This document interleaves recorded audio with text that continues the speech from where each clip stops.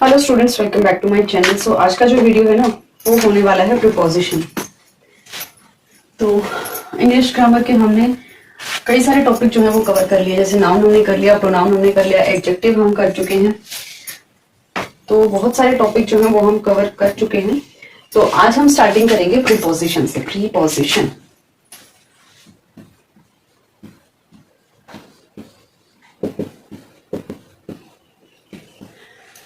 देखो, प्रीपोजिशन में क्या चीजें आ रही है। प्री का मतलब क्या होता है? पहले। पोजीशन, जिसकी पोजीशन पहले होती है। मतलब एक चीज तो आप गांठ बांध लें कि प्रीपोजिशन जो है वो एक ऐसी चीज है जिसको हम सेंटेंस के लास्ट में यूज कभी भी नहीं करेंगे, जो या तो सेंटेंस के बीच में यूज होगी, या ऑब्जेक्ट से पहले यूज होगी, या सब्जेक्ट से बाद में यूज होगी। ठीक है, तो प्रीपोजिशन का मतलब क्या हो गया कि एक ऐसा वर्ड है जिसको हम सेंटेंस के एंड में तो यूज कर ही नहीं सकते। अब उसके बाद प्रीपोजिशन होती क्या है, किस चीज के लिए हम प्रीपोजिशन को यूज करते हैं, ऐसा क्या है कि हमें प्रीपोजिशन को यूज करने की जरूरत पड़ी है ना? क्योंकि वो भी बहुत सारी चीजें हैं हमारे पास, आर्टिकल्स हैं, कंजक्शंस हैं, हमारे पास वर्ब है, हेल्पिंग वर्ब है, तो हमें प्रीपोजिशन की क्या जरूरत पड़ी? तो प्रीपोजिशन जो है वो एक्चुअली हम यूज करते किस लिए हैं? जो हमारे नाउन्स या फिर हमारे जो प्रोनाउंस होते हैं, है ना? तो नाउन और प्रोनाउन इनके साथ लग के, है ना, हमारे किसी भी नाउन के साथ या प्रोनाउन के साथ हम प्रीपोजिशन लगा देते हैं। तो ये जो प्रीपोजिशन है वो क्या करती है, उस नाउन या प्रोनाउन की, उस पर्टिकुलर ऑब्जेक्ट की पोजीशन हमें बताती है कि वो किस पोजीशन में है ना? उसकी रियल जो कनेक्शन है सेंटेंस के साथ वो क्या है ना? किसी भी चीज का रियल कनेक्शन क्या है पूरे के पूरे सेंटेंस के साथ, तो उसको कौन बताएगा? प्रीपोजिशन बताएगी। यहां तक डेफिनेशन अगर क्लियर है तो हम आगे बढ़ते हैं। जैसे देखो, एग्जांपल दे सकते हैं, I am in a car, मैं कार में हूं। तो अगर यहां पर इन नहीं होता, इन यहां पर प्रीपोजिशन है, सपोज करो यहां पर इन नहीं होता तो हमारा सेंटेंस क्या होता? आई एम अ कार, मैं कार हूं। तो सेंटेंस का मीनिंग चेंज हो गया ना। ठीक है, तो इस कार का इस नाउन के साथ क्या रिलेशन है, क्या कनेक्शन बन रहा है, वो हमें कौन बता रहा है? इन। कि वो कार के अंदर है, कार के ऊपर है, कार के बाहर है, कार के नीचे है ना? तो जो प्रीपोजिशन है वो हमें क्या बताती है कि किसी भी नाउन या प्रोनाउन की क्या पोजीशन है, उसका क्या कनेक्शन है पूरे सेंटेंस के साथ, तो वो कौन बताएगा? प्रीपोजिशन बताएगा। यहां तक क्लियर है? अगर कोई डाउट है आप लोगों को तो आप लोग साथ साथ कमेंट सेक्शन में बताते जाइए। जैसे जैसे वीडियो देख रहे हैं वैसे वैसे कमेंट सेक्शन में डाउट जो है वो बताते जाइए, ताकि मैं नेक्स्ट वीडियो में उनको सॉल्व कर सकूं। अच्छा, हम हर एक वीडियो जो है उसमें एक एक प्रीपोजिशन उठा के चलेंगे। बहुत सारी प्रीपोजिशन हम एक साथ नहीं करेंगे, ताकि आप लोगों को एक एक चीज अच्छे से क्लियर हो सके। हर एक प्रीपोजिशन के कुछ रूल्स हैं, उनको यूज करने के, किस तरीके से वो यूज होती हैं, कैसे उनको हम पहचानेंगे, ठीक और गलत किस तरीके से हम उनको यूज करते हैं, तो ये हम एक एक प्रीपोजिशन करके पढ़ेंगे। ठीक है, तो आज हमारा जो पहला प्रीपोजिशन है वो है यूज ऑफ ओन।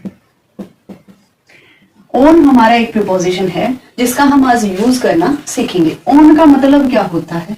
वैसे तो किसी चीज के ऊपर, यही मतलब होता है। ओन का मतलब क्या होता है? किसी भी चीज के ऊपर किसी चीज को दिखाने के लिए। सबसे मेन ओन का यूज इसी चीज के लिए होता है ना?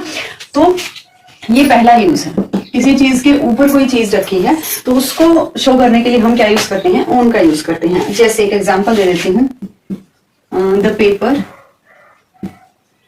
is on my desk, है ना?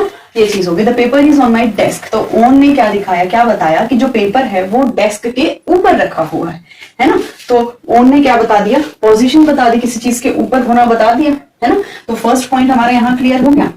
अब सेकंड पॉइंट हमें क्या कह रहा है कि कोई भी डे हम बताते हैं, कोई डेट हम बता रहे हैं, है ना? कोई दिन या कोई तारीख, तो उसको स्पेसिफाई करने के लिए भी हम क्या यूज करते हैं? ओन। डेज और डेट को स्पेसिफाई करने के लिए किसका यूज करेंगे? ओन का यूज करेंगे। देखो, जैसे ठीक और गलत दोनों टाइप के सेंटेंसेस आप लोगों को बताऊंगी। जैसे हमने सेंटेंस लिया, ही केम हियर एट संडे,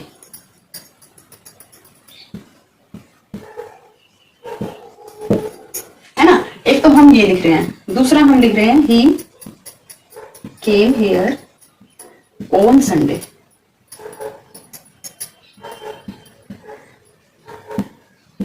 तो इन दोनों में से ठीक कौन सा है? हमने अभी अभी पढ़ा कि किसी भी डेट या किसी भी डे को स्पेसिफाई करने के लिए किसका यूज करेंगे, ऑन का यूज करेंगे। तो एट वाला जो सेंटेंस है वो क्या हो जाएगा, गलत। ठीक, कौन सा है, ऑन वाला।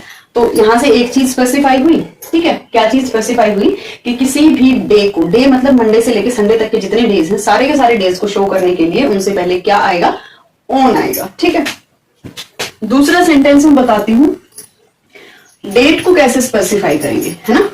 तो डेट को स्पेसिफाई करने के लिए जैसे हमने बोला I was born on, I was born on, है, I was born on the 20th of April, ये चीज मैंने बोली। ठीक है, तो यहां पर हमने इन, एट, और कुछ तो यूज नहीं किया ना, हमने सिर्फ क्या यूज किया, ऑन यूज किया, है ना। तो डेट से पहले भी हमने किसका यूज किया है, ऑन का यूज किया। तो इस तरीके से आप इसको यूज कर सकते हैं।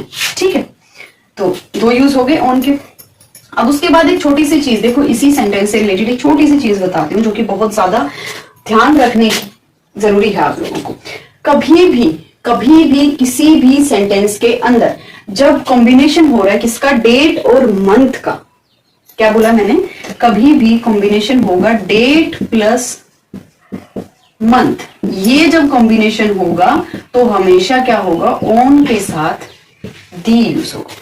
ये चीज बहुत ज्यादा दिमाग में रखने की है। कॉम्पिटिटिव्स में ये छोटी छोटी चीजें जो हैं वो पूछी जाती हैं, इन्हीं में एरर करेक्शन निकालने होते हैं। तो इसको आप लोग बिल्कुल अलग से नोट डाउन कर लें कि कभी भी डेट के बाद अगर मंथ आया हुआ है तो आप किस चीज का यूज करेंगे, ऑन के बाद दी का यूज करेंगे। समझ में आई इतनी चीज, ठीक है। उसके बाद हम थर्ड यूज पढ़ते हैं।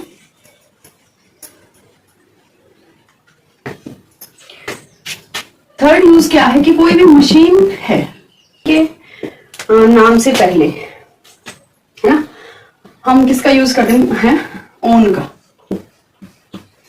ठीक है, जैसे हम एक सेंटेंस लेते हैं, she is on the phone right now.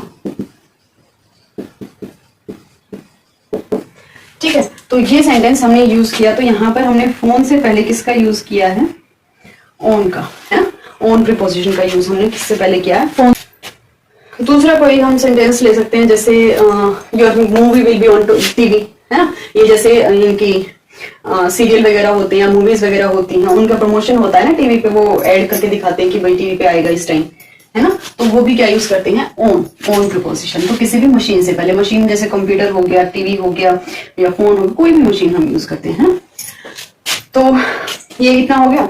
अब उसके बाद क्या चीज है,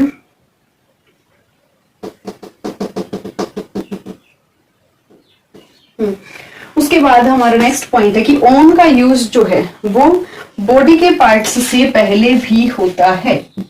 फोर्थ हमारा यूज क्या है, on is used before body parts, है ना। जो हमारे बॉडी पार्ट्स हैं उनके पहले भी हम किसका यूज करते हैं, ऑन का यूज करते हैं। जैसे मैं आपको ठीक और गलत दोनों सेंटेंसेस लिख के दिखाती हूँ। He hit me on my mouth. ठीक है, दूसरा जैसे हम कोई सेंटेंस ले लेते हैं, आई वेयर रिंग, है ना, I wear a ring in my finger. ठीक है, तो ये चीज है। ठीक है, तो बॉडी पार्ट हमने बोला कि बॉडी पार्ट कोई भी होगा उससे पहले हम किसका यूज करेंगे, ऑन का यूज करेंगे। तो ये सेंटेंस हमारा क्या हो गया, गलत हो गया, है ना। तो बॉडी पार्ट्स के पहले हमारा क्या प्रीपोजिशन यूज होगा, ऑन। अब ये जो ऊपर वाला सेंटेंस है, ऊपर वाला या नीचे वाला कोई भी सेंटेंस, दोनों सेंटेंसेस को आप ध्यान से पढ़ो। ऑन के बाद हमने जो वर्ड यूज किया है वो क्या है,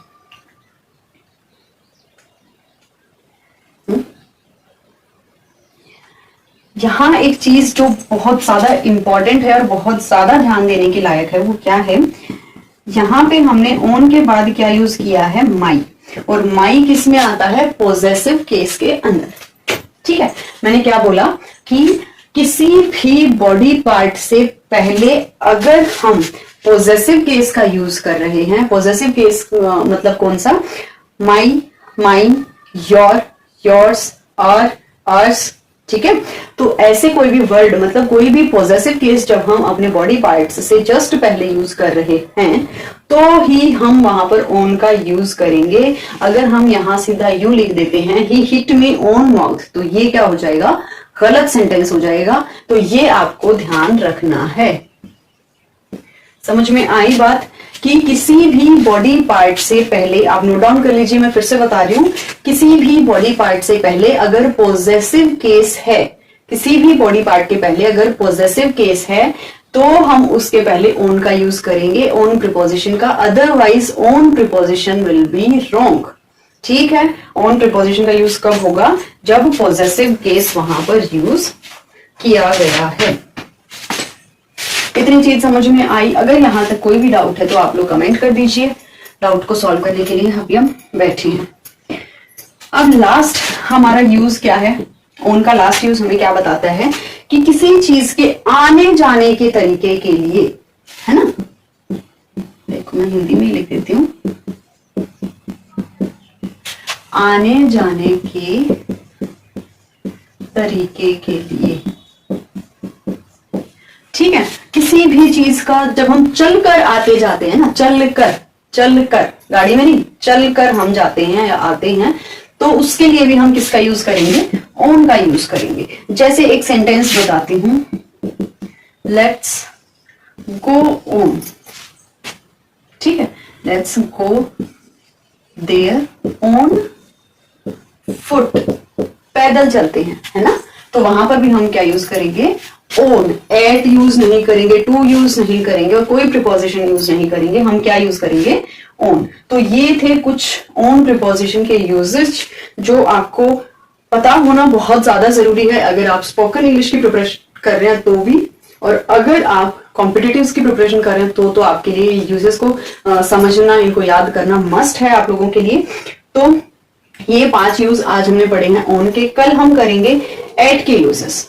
ठीक है, तो आज हमने ओन जो है वो कंप्लीट कर लिया है, फिर हम ऐड करेंगे। ऐसे ऐसे करके हम सारी की सारी प्रीपोजिशन को, हर एक वीडियो पूरा एक प्रीपोजिशन को हम देंगे ताकि आप लोगों को अच्छे से समझ में आ सके। ठीक है, अगर आज की वीडियो में कोई भी एक छोटी सी चीज भी अगर आपको ऐसी लगती है कि ये नहीं समझ में आई है तो आप लोग कमेंट कीजिए, आपका डाउट सॉल्व मैं करूंगी। ठीक है, एंड वीडियो का जो कमेंट सेक्शन है उसमें पिन कमेंट में आप लोगों को मेरे टेलीग्राम चैनल का जो लिंक है वो मिल जाएगा, वहां से आप लोग टेलीग्राम चैनल को फॉलो कीजिए, उसको ज्वाइन कीजिए। उस चैनल को ज्वाइन करने के बाद अगर आप कोई भी मुझे बोलेंगे कि हमें पीडीएफ चाहिए है किसी चीज की, हमें ग्रामर के लिए मॉक टेस्ट चाहिए है, तो आपको हर एक चीज वहां पर अवेलेबल होगी। लेकिन वो कब होगी, जब अप टू 100 स्टूडेंट्स मेरे पास मैसेज करेंगे, टेलीग्राम चैनल पे ज्वाइन कर लेंगे, तो वहां पर हम फिर पीडीएफ जो है वो शेयर किया करेंगे। हम हर रोज आप लोगों के साथ जो भी पढ़ाया जाएगा वो टेलीग्राम चैनल पे आएगा, अपडेट आप लोगों को मिलती रहेगी और कोई भी डाउट है वो भी आपका सॉल्व किया जाएगा। तो आज की वीडियो के लिए इतना ही, मिलते हैं आपसे अगली वीडियो में ऐड प्रीपोजिशन के साथ। तब तक आप लोग इसको ध्यान से पढ़िए, ध्यान से समझिए। All the best.